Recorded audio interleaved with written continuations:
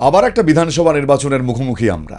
আবার অনেকগুলো আশঙ্কা, অনেকগুলো প্রশ্ন, অনেকগুলো চাওয়া না চাওয়া আমাদের সামনে এসে দাঁড়িয়েছে। প্রশ্ন একটাই, বিধানসভা নির্বাচনে চতুর্থবার জিতে আবার কি মুখ্যমন্ত্রী হতে চলেছেন মমতা ব্যানার্জি? নাকি 15 বছর পর বাংলা দেখবে আবার পরিবর্তন?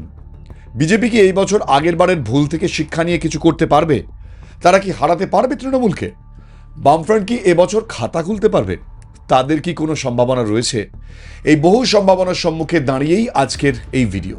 নমস্কার, আয়াম বোসের আবার একটা নতুন ভিডিও আপনাদের স্বাগত। আপনাদের সঙ্গে রয়েছে আমি কুনাল। ঠিক কি কি কারণে যে মানুষটা তৃণমূলকে ভোট দেবেন বলে ভাবছেন তিনি ভেবে রেখেছেন, আর যে মানুষগুলো তৃণমূলের ওপর বীতশ্রদ্ধ হয়ে বিজেপিকে ভোট দেবেন ভাবছেন, কিংবা যারা মনে মনে ঠিক করেছেন আমরা বিজেপিকেই ভোট দেব, তারা ঠিক কি কি বিষয়ের ওপর দাঁড়িয়ে ভোট দেবেন, সেই বিষয়গুলোর একটু বিশ্লেষণ করলে বর্তমানের পরিস্থিতিটা সহজ হয়ে যাবে। খুব সত্যি কথা এবং স্বীকার করতে দোষ নেই যে পশ্চিমবঙ্গের রাজনীতিতে এখন দুটো প্রধান দলই রয়েছে, তৃণমূল কংগ্রেস আর ভারতীয় জনতা পার্টি বা বিজেপি। এখন লেফট বলবে বা কংগ্রেস বলবে এটা বাইনারি নয়, এটাই বাস্তব ছবি। এটাই মুখোমুখি তারাই যুদ্ধে লিপ্ত ক্ষমতা দখলের জন্য এই মুহূর্তে। দুটো পার্টিরই বহু অ্যাডভান্টেজ রয়েছে আর ডিসঅ্যাডভান্টেজও রয়েছে। তৃণমূলকে যারা যারা ভোট দেন, কেন দেন তার যথেষ্ট কারণ রয়েছে। আবার যারা ভোট দেন না, কেন দেন না তারও বেশ কিছু কারণ রয়েছে। উল্টো দিকে বিজেপির পক্ষেও এটা সত্যি, বিজেপির পক্ষেও যারা ভোট দেন, কেন দেন তারও যথেষ্ট কারণ রয়েছে। বিজেপিকে যারা ভোট দেন না, কেন দেন না তারও যথেষ্ট কারণ রয়েছে। এই কারণগুলো যদি বিশ্লেষণ করা যায় তাহলেই বুঝতে পারবেন যে পাল্লাটা ঠিক কার দিকে এই মুহূর্তে বাড়ি রয়েছে।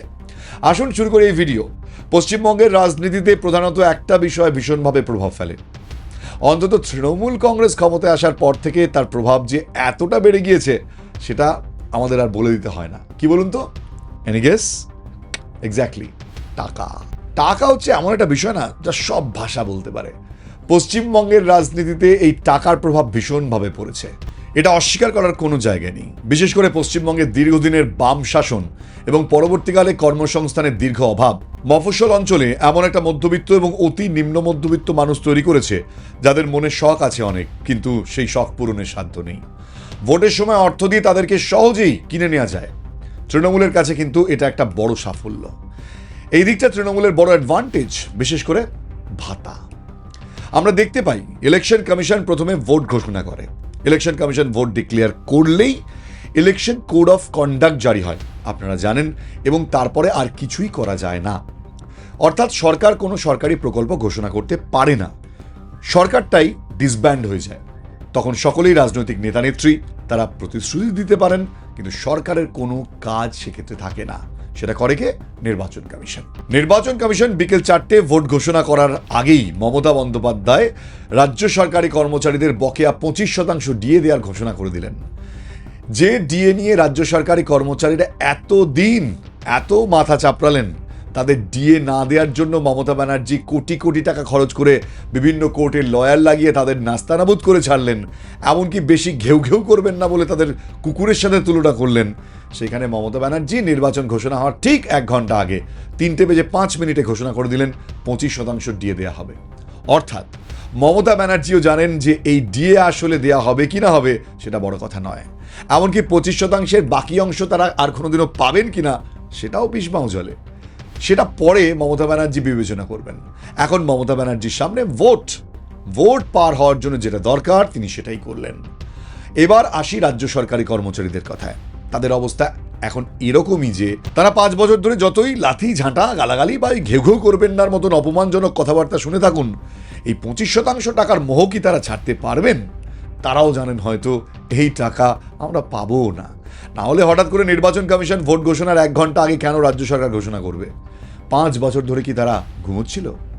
কিন্তু আপনি যতই বলুন, বেশিরভাগ লোকের মাথায় সেটা ঢোকাতে পারবেন না।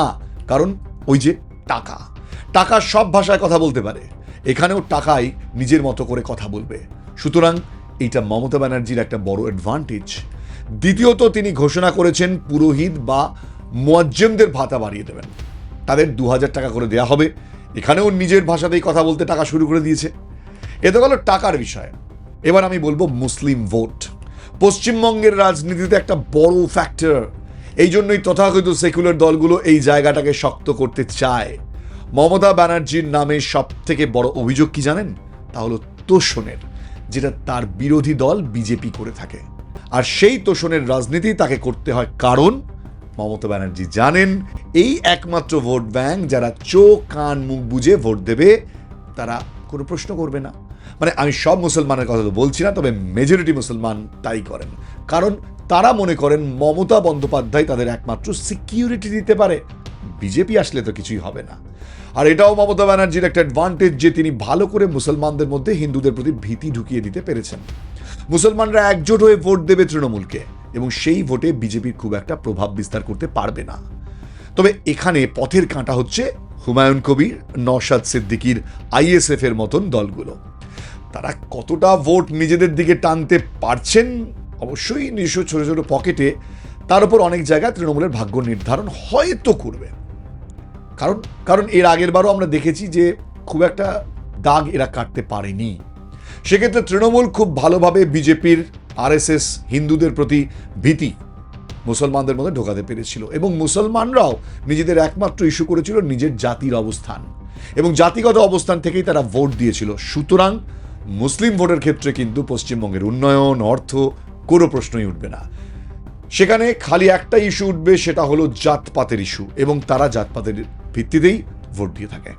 এটাই অন্তত বর্তমান রাজনৈতিক পরিস্থিতিতে তৃণমূল এবং বিজেপি এই দুদলই মনে করে।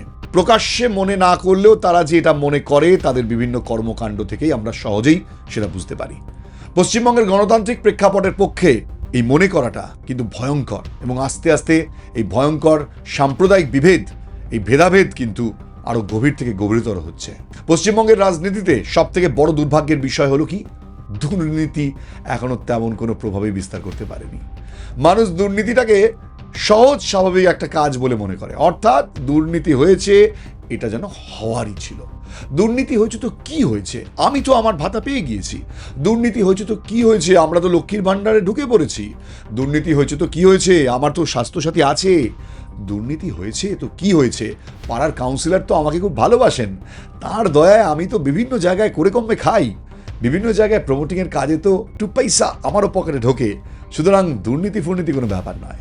পশ্চিমবঙ্গের রাজনীতিতে দুর্নীতিটা যে কোনো ইস্যু নয়, এটা কিন্তু পশ্চিমবঙ্গের গণতন্ত্রের পক্ষে খুবই বিপজ্জনক। আমরা সেটা জেনেও না জানার ভান করে বসে থাকি। আর তৃণমূলের সব থেকে বড় অ্যাডভান্টেজের জায়গা হলো বেনিফিশিয়ারির সংখ্যা বৃদ্ধি করানো।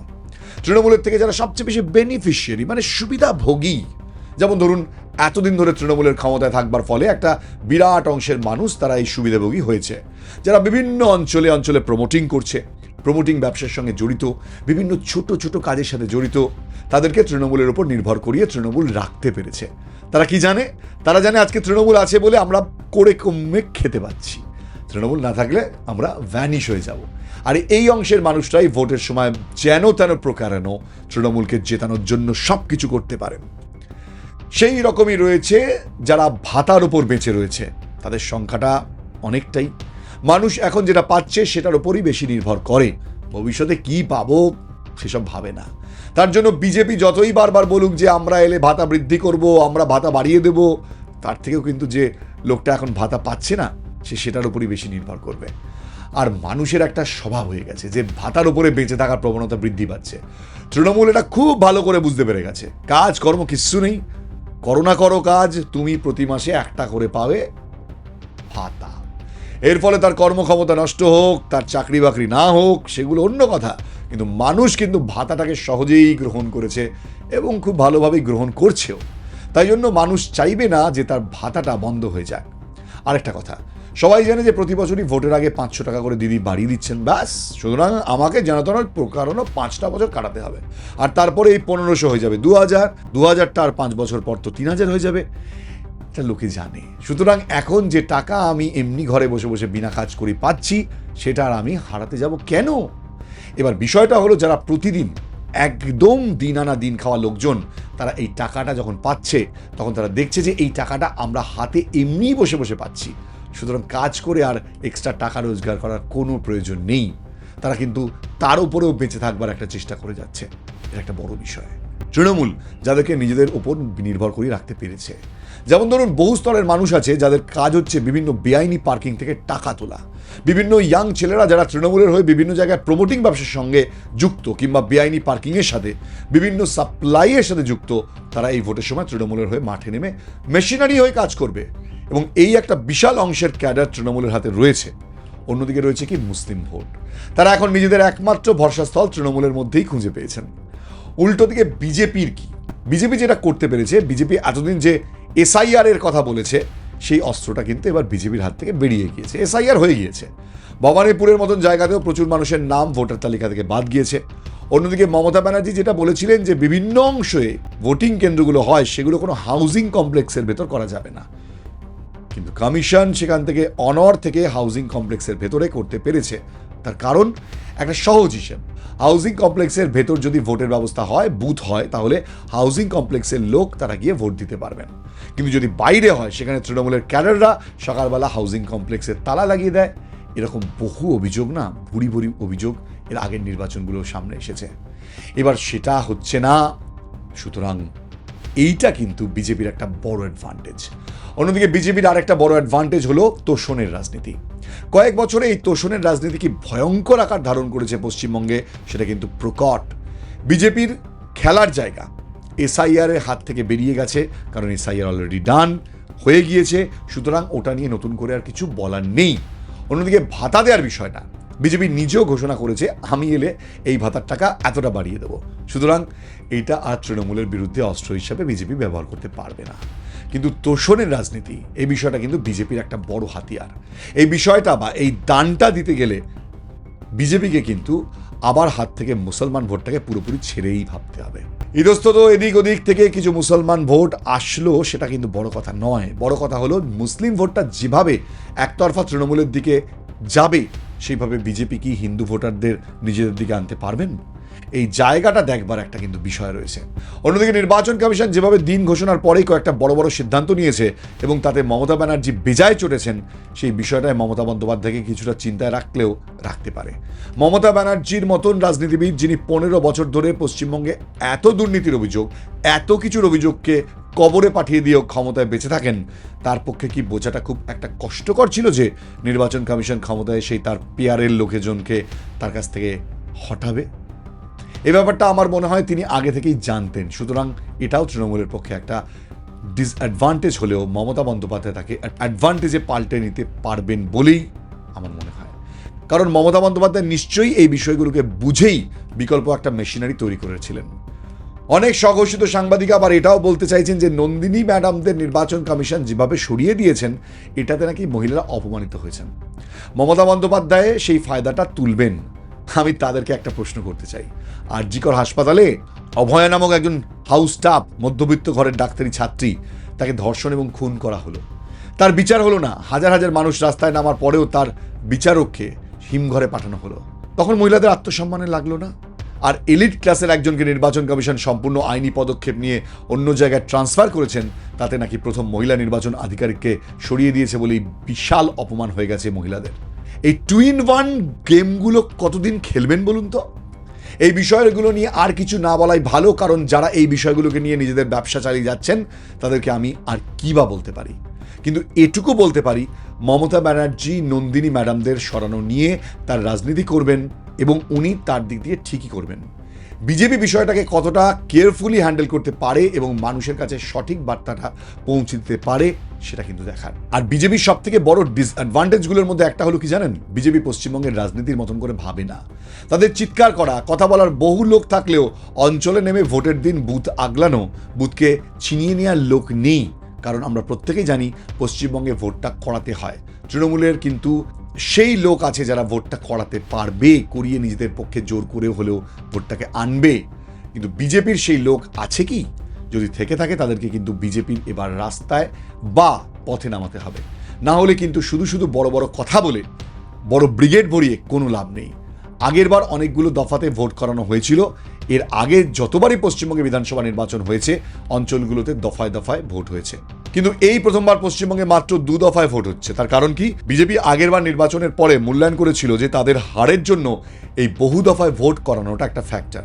তার কারণ কি? তৃণমূলের হাতে ক্যাডার বেশি, তাই ছোট ছোট মডিউলে ভোট হলে তৃণমূল সেই ক্যাডার বাহিনীকে এক এক অঞ্চলে বেশি করে ব্যবহার করতে পারছে। মানে ধরুন আজকে কলকাতায় ভোট, আজ থেকে এক সপ্তাহ পর যখন হাওড়ায় ভোট হচ্ছে তখন সেই ক্যাডার বাহিনী গিয়ে হাওড়ায় কাজ করছে। আবার আরও এক সপ্তাহ পর যখন ভোট হচ্ছে পুরুলিয়া বা বীরভূমে তখন সেই ক্যাডার বাহিনী গিয়ে সেখানে মেশিনারি করছে। এটা বিজেপির ডিসঅ্যাডভান্টেজ হয়েছিল, তাই এই বছর সবাই একসাথেই বলেছিল বেশি দফায় নয়, মাত্র 2 দফায় ভোট হবে, তাই হয়েছে। এখন এখানে বিজেপি কতটা ঠিক বা ভুল এটা তো ভোটের পর ফল প্রকাশ হলে আমরা বুঝতে পারবো। তবে একটা কথা ঠিক, এই যে মমতা ব্যানার্জির ভাতা বিশেষ করে এটা মুসলিম পরিবারের খুব বেশিরভাগই কাজ করে, কারণ তাদের পরিবারের সন্তানের সংখ্যা বেশি। এবার ভাবুন তাদের যদি 3-4টে ছেলে থাকে, তারা প্রত্যেকে বেকার ভাতা পাচ্ছে, তাদের সন্তান দিয়ে বেশি হয়, তার জন্য 2-2টো মেয়ে থাকলে তারাও পাচ্ছে। তাই একটা পরিবারে যদি 5-6টা ভাতা ঢোকে সেই পরিবার এমনিতেই চলে যায়। মাসে 10 থেকে 15,000 টাকা তারা ভাতাতেই পাচ্ছে। সুতরাং তাদের পক্ষে মমতা ব্যানার্জিকে রাখার এটা দ্বিতীয় যুক্তি। প্রথম যুক্তি তো ধর্মীয় কারণ রয়েছে, অন্যদিকে মধ্যবিত্ত বাঙালি হিন্দুদের কাছে চাকরি না পাওয়ার যে অসহনীয় যন্ত্রণা সেইটাকে বিজেপি কতটা নিজেদের পক্ষে আনতে পারছেন। কারণ একেবারে নিম্ন মধ্যবিত্ত যে অসংগঠিত হিন্দু জনগোষ্ঠী তারা আবার মুসলমানদের মতোই 3-4টে ভাতা পেলে পরিবার চালিয়ে নিতে পারবেন। তারাও কিন্তু সেই ক্ষেত্রে মমতা ব্যানার্জির পক্ষে ভোট দেবেন। সেই মমতা ব্যানার্জি কত দুর্নীতি করলো কি করলো তাতে তাদের আসে যায় না, কারণ তারাও দুর্নীতিগ্রস্ত নেতাদের থেকে বেনিফিশিয়ারি হয়ে বেঁচে থাকাতেই পছন্দ করেন। কারণ সমাজের কি হলো না হলো এই বিষয়টা তাদের বোধবুদ্ধিতে নেই। আমি খালি হতবাক হয়ে যাই যারা বুদ্ধিজীবী তারাও সমস্ত কিছু ভুলে একটা সময় তারা সিপিএম এর হয়ে কথা বলছিলেন, তারা বুদ্ধদেব ভট্টাচার্যকে ভালো মুখ্যমন্ত্রী হিসেবে দেখেছেন, এখন তারা মমতা ব্যানার্জিকে দেখছেন। এই বুদ্ধিজীবীরাও বেনিফিশিয়ারিদের অন্যতম একটা শ্রেণী যারা মমতা ব্যানার্জিকে চাইছেন। এখন বিজেপিকে নির্ভর করতে হবে সম্পূর্ণ সেই সব তৃণমূলদের ওপর যারা তৃণমূলের ওপর তিতিবিরক্ত এবং সেই সব মধ্যবিত্ত মানুষদের ভাতার নয় বরঞ্চ চাকরি এবং আত্মসম্মান নিয়ে বাঁচায় বেশি পছন্দ করেন তারা। তাদেরকে কতটা তারা নিজেদের দিকে টানতে পারবেন সেটা একটা বড় প্রশ্নচিহ্ন।